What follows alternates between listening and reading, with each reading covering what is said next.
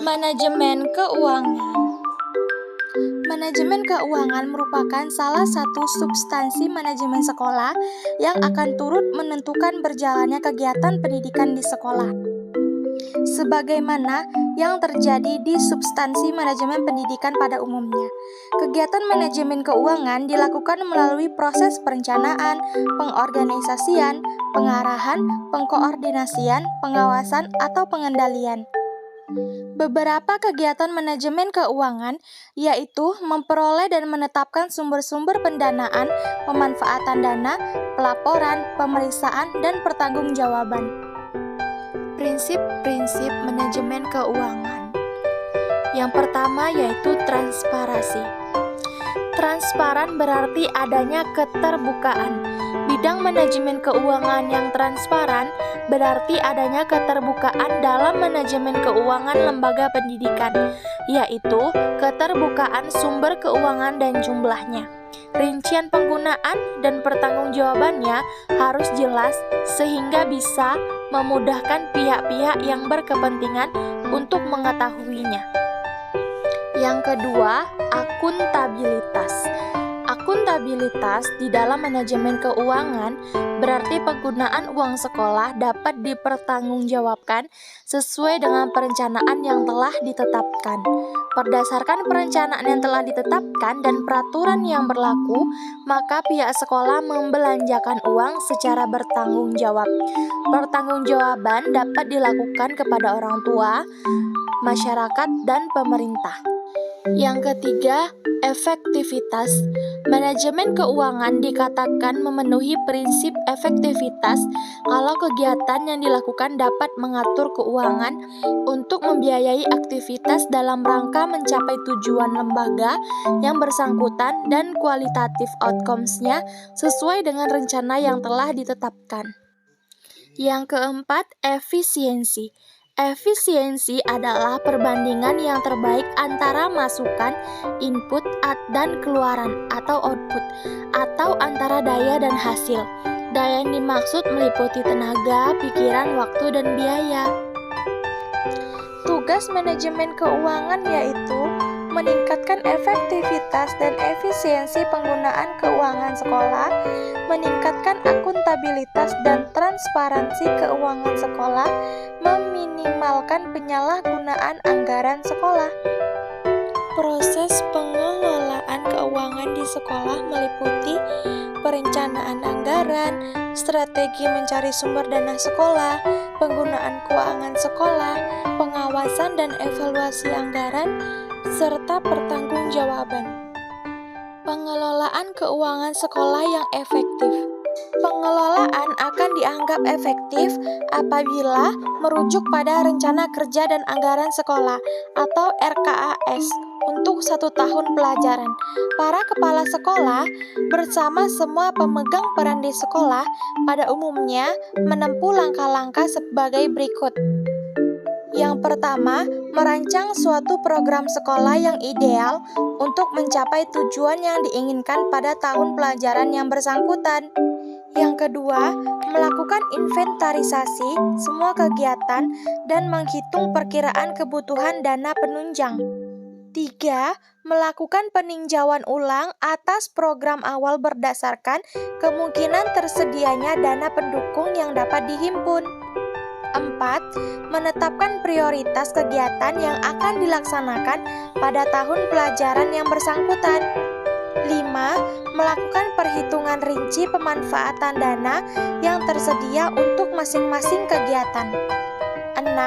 Menuangkan perhitungan-perhitungan rinci tersebut ke dalam suatu format yang telah disepakati untuk digunakan oleh setiap sekolah. 7. Pengesahan dokumen RKAS. Dengan tersedianya dokumen tertulis mengenai RKAS tersebut, kepala sekolah dapat mengkomunikasikannya secara terbuka kepada semua pihak yang memerlukan. Sumber dana yang tersedia di dalam RKAS dimanfaatkan untuk membiayai berbagai kegiatan manajemen operasional sekolah pada tahun pelajaran yang bersangkutan. Pembahasan selanjutnya yaitu manajemen kemasyarakatan atau manajemen hubungan masyarakat atau manajemen humas. Manajemen humas merupakan suatu komunikasi dua arah antara suatu lembaga dengan masyarakat untuk melakukan kegiatan perencanaan, pengorganisasian, pelaksanaan, serta evaluasi dalam usaha pencapaian tujuan organisasi. Manajemen humas difungsikan untuk mendukung dan memelihara jalur bersama bagi komunikasi, pengertian, penerimaan, dan kerjasama antara organisasi dengan publiknya. Tujuan manajemen humas khususnya di dalam lingkup pendidikan antara lain yaitu: yang pertama, mengembangkan pemahaman tentang maksud dan saran-saran dari sekolah. Yang kedua, menilai program sekolah dengan kata-kata kebutuhan-kebutuhan terpenuhi. Yang ketiga, mempersatukan orang tua, murid, serta guru-guru dalam memenuhi kebutuhan perkembangan peserta didik. Yang keempat, mengembangkan kesadaran akan pentingnya pendidikan sekolah dalam era pembangunan. Yang kelima, membangun dan memelihara kepercayaan terhadap sekolah. Yang keenam, memberitahu masyarakat tentang pekerjaan sekolah. Yang ketujuh, mengerahkan bantuan dan dukungan bagi pemeliharaan dan peningkatan program sekolah. Fungsi manajemen humas di lembaga pendidikan yaitu: yang pertama, mampu sebagai mediator dalam menyampaikan komunikasi secara langsung atau komunikasi tatap muka dan tidak langsung atau melalui media pers kepada pimpinan lembaga dan publik intern atau guru, karyawan, dan siswa. Kedua, mendukung dan menunjang kegiatan-kegiatan yang berkaitan dengan mempublikasikan lembaga pendidikan. Nah, dalam hal ini, humas bertindak sebagai pengelola informasi kepada publik intern dan publik ekstern, seperti menyampaikan informasi kepada pers dan promosi. Yang ketiga, menciptakan suatu citra yang positif terhadap lembaga pendidikannya. Tugas manajemen humas yaitu: yang pertama, memonitor, merekam, dan mengevaluasi tanggapan serta pendapat umum masyarakat. Yang kedua, memperbaiki citra organisasi. Yang ketiga, tanggung jawab sosial. Dan yang keempat, komunikasi. Ruang lingkup manajemen humas ialah: yang pertama, publisitas. Publisitas yaitu kegiatan menempatkan berita mengenai seseorang, organisasi atau perusahaan di media massa. Dengan kata lain, publisitas adalah upaya orang atau organisasi agar kegiatannya diberitakan media massa. Yang kedua, pemasaran. Tujuan humas dalam pemasaran ini adalah untuk menyampaikan pesan kepada khalayak yang bukan menjadi pelanggan atau customer dari perusahaan tempat humas itu berada. Yang ketiga, public affair.